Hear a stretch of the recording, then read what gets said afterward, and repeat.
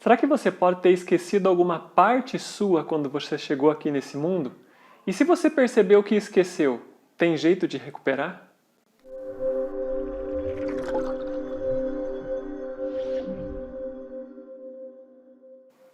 Olá para você que me assiste, eu sou o Rafael Zen, eu sou terapeuta, eu sou conector de vidas passadas, eu sou pesquisador da consciência.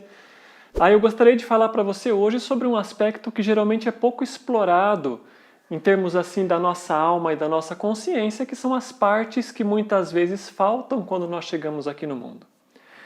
Para você conseguir entender melhor isso, é importante a gente identificar melhor o que é o nosso ser, o que é a nossa consciência mais ampla, o que é a nossa mônada, utilizando uma outra linguagem. Já que nem sempre a gente tem o entendimento correto a respeito disso, e sem as bases, entender um pedaço que falta vai parecer assim uma coisa muito abstrata. Quando nós falamos, por exemplo, em termos de alma, as pessoas costumam identificar a sua alma como sendo talvez uma cópia daquilo que nós somos. 2 olhos, um nariz, um corpo, braços e membros.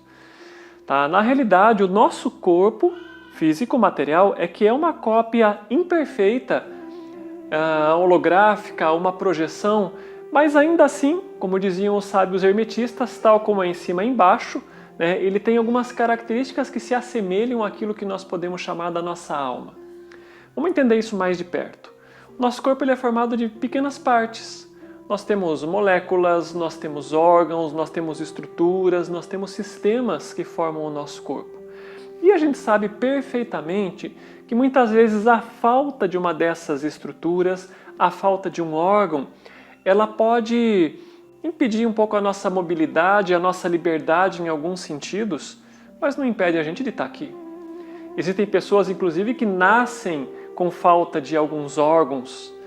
Existem pessoas que às vezes precisam tirar um dos seus rins ou até um pulmão e ainda assim continuam vivendo com alguma limitação, mas elas conseguem. A nossa alma, vamos chamar assim, a integridade do nosso ser, que eu acho que reflete melhor esse conceito, ele pode passar por essas pequenas, vamos chamar assim, esses pequenos problemas, essas pequenas faltas na hora de chegar aqui no nosso mundo. E eu quero que você chegue mais perto dessa explicação para compreender. Ao invés da gente entender a nossa alma como um lençol, por exemplo, que parece uma coisa única e inseparável, o melhor seria a gente compreender esse nosso ser mais como um quebra-cabeças. E esse quebra-cabeças tem muitas peças, provavelmente tenha milhares de peças. Partes dessas peças a gente pode dizer que são os nossos corpos, que são os nossos níveis de consciência, que são os nossos, vamos chamar assim, os nossos poderes latentes, a nossa consciência, as nossas qualidades, as nossas características.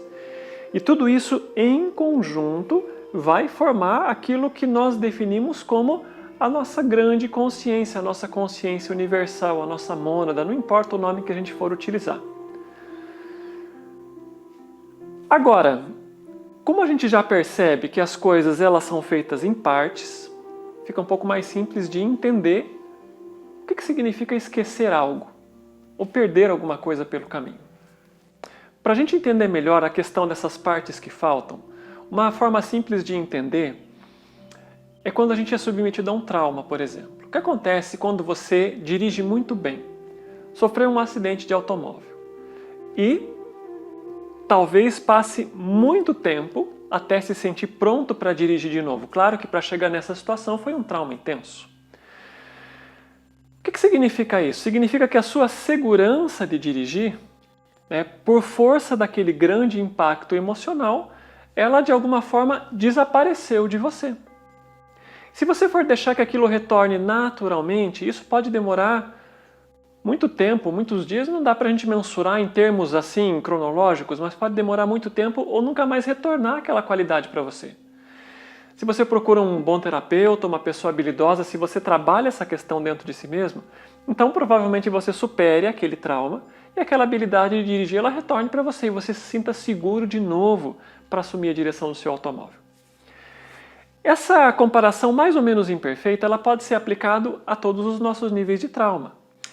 No entanto, quando a gente quer entender a nível da nossa consciência mais profunda, do campo sutil e das qualidades energéticas que são inerentes à nossa consciência, a gente dizer que um trauma ele mexe com aspectos da nossa mente é parcialmente verdade. Porque um trauma ele mexe com várias estruturas energéticas, anímicas, psicológicas dentro de uma pessoa. E quando a gente vivencia um trauma leve, essa qualidade que se perdeu diante dele, ele pode ser naturalmente ou rapidamente trazida para a sua consciência outra vez. E como no exemplo do automóvel, a pessoa rapidamente aprende a dirigir. Mas existem traumas mais intensos, traumas severos, comumente de infância ou de vidas passadas, em que quando nós somos submetidos a uma pressão energética e emocional muito intensa, não é só uma questão de perder um pouco a nossa coragem. Características da nossa alma, partes da nossa consciência, fragmentos do nosso grande quebra-cabeça, literalmente saltam para fora. Perdem o contato conosco. Perdem vamos chamar assim, o seu encaixe dentro da nossa estrutura psicológica. Entram em outros espaços astrais.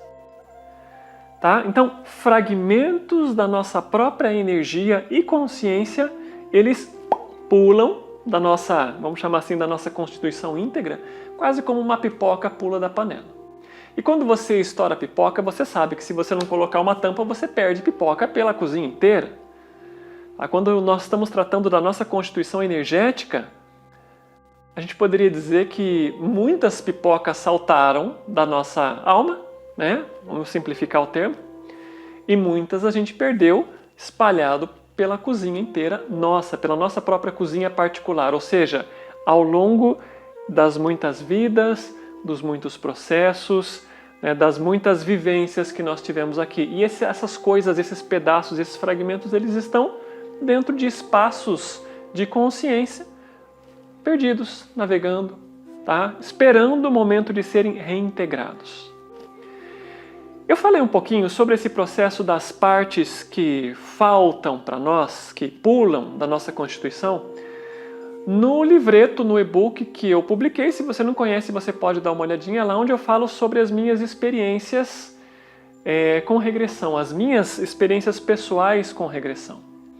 Tá? E o evento que eu mencionei especificamente nesse livreto foi quando, no momento da minha própria gestação, né, a minha mãezinha se assustou com aquele processo e, embora para ela tenha sido apenas um susto e pensamentos e emoções intensas dentro da mente dela a respeito do processo da gestação, para esse corpo e essa constituição e essa consciência de bebê que naquele momento estavam ali habitando aquele momento, tá? Isso não é só um pequeno susto, isso na realidade é uma grande tempestade. Isso que aconteceu comigo, né, de sentir as vibrações da mãe com muita intensidade, aconteceu com todos vocês que estão assistindo. E muitas vezes, quando essas frequências, esse susto, esses medos a que nós estamos submetidos no momento da gestação são muito intensos, algumas dessas qualidades da nossa consciência que nós estávamos começando a montar na estrutura energética desse corpo e dessa personalidade que nós estamos trazendo aqui, elas são esparramadas pelo espaço astral. Elas não conseguem entrar. Elas não conseguem se reincorporar naquele novo ser. E aí a gente nasce com sensação de que tem coisas que não estão legais dentro de nós. Mas a gente não sabe dizer o quê. Tá? No meu caso específico, estava faltando o quê? Energia de aterramento. Força para conseguir concretizar as coisas aqui no mundo. Então eu ficava muito mais com a cabeça nos céus do que com as pernas na terra, porque realmente foi essa parte do meu campo de energia, né, a parte do ventre, que teve a sua energia balançada nesse processo. Tá? Então eu não conseguia simplesmente estar aqui de maneira tão concreta quanto eu estou hoje. Tá? Mas eu não tinha referência. Porque essas lembranças de gestação, por exemplo, nós não trazemos isso no nosso nível de consciência, eles ficam guardados em outras camadas mais profundas. Então eu não tinha referências disso. E eu não tinha referências de outras tantas partes, vamos chamar assim, do meu corpo astral, do meu grande quebra-cabeças de consciência que não estavam aqui comigo com a intensidade com que estão hoje, simplesmente por quê? Porque eu não tinha referências sobre quem eu sou de verdade para saber que tinha coisas que estavam em falta. Então, quando a gente vai entender o campo da consciência e da espiritualidade, tem uma coisa que é muito importante nós entendermos, que é a nossa completa falta de referências. E essa falta de referências, ela cria muitas distorções de percepção dentro de nós. Tá? Então, quando a gente não sabe... Vamos pegar um exemplo assim bem comum, que eu acho que é bem interessante a gente entender assim. Quando a gente está andando num carrinho velho, né, por exemplo, que motor 1.0, tá, baixinho, barulhento e velhinho, e sai de um carrinho velho e entra num carro último tipo, motor 2.0, acabamento de primeira, ar-condicionado, direção hidráulica, a gente fala, nossa, eu estou no paraíso. Mas quando eu dirigi o meu carrinho velho, eu não tinha referências com tanta clareza de como aquilo era ruim e como aquilo era desconfortável. No nível da nossa consciência, a gente também tem referências muito vagas disso. Nós podemos nos sentir assim um pouco inseguros. Existem pessoas que percebem que tem muita raiva dentro de si, ou que são muito ciumentas, ou que tem uma tendência à depressão e à tristeza profunda. São referências muito superficiais. E como é que a pessoa traz essas referências para ela? Porque ela lê, porque ela estuda, porque ela vê outras pessoas e diz, bom, aquela pessoa está rindo o tempo inteiro, eu não estou. Então, né, ela faz um comparativo mental. Significa que eu tenho algum desequilíbrio, alguma desarmonia no meu sistema que me impede de ter o nível de felicidade que a outra pessoa tem.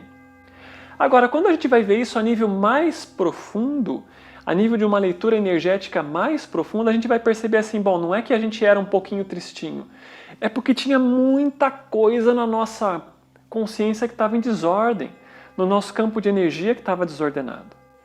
Tá? E o que é que causa essas perdas, esses impactos, essas faltas de algo dentro de nós? O que causa isso são as nossas sankaras. Se você não conhece o tema sankaras, eu vou deixar um cardzinho aqui para você assistir um vídeo especificamente sobre isso. Mas, resumidamente, são os nossos grandes traumas pelos quais nós fomos submetidos aqui no mundo ao longo das muitas encarnações que nós tivemos. E esses traumas, eles não são solucionados com técnicas de nível superficial. A gente precisa ter uma metodologia adequada para ver uma sankara, para entender o nível energético dessa sankara, os comportamentos e a forma como ela se processa dentro da nossa consciência. O que é uma sankara? A gente poderia entender com uma outra linguagem como uma tampa. Vamos supor o seguinte exemplo, que eu fui muito reprimido para me expressar, tá? Não importa isso quando, como e nem onde. Isso acontece com muitas pessoas, mas vamos se manter assim no exemplo, fui muito reprimido. Então a minha qualidade de expressão verbal, por exemplo, ela é tampada por uma chapa muito dura, tá? Que no nível das crenças a gente poderia dizer assim, eu sou proibido de me expressar. Porém, no campo da energia ele realmente é percebido, quando a gente entra nesse processo de autoinvestigação profunda, como uma capa energética que fica sobre, expressão laríngea, que nos impede de expressar. Tá? Esse exemplo poderia ser de infinitos outros, mas as nossas sankaras são tampas. E essa tampa é justamente aquela que impede as nossas qualidades de virem à tona e que impede com que aqueles pequenos pedaços da nossa consciência, os pequenos pedaços do nosso grande quebra-cabeças, possam retornar para nós e trazer junto com eles um pacote de informação. Tudo é informação.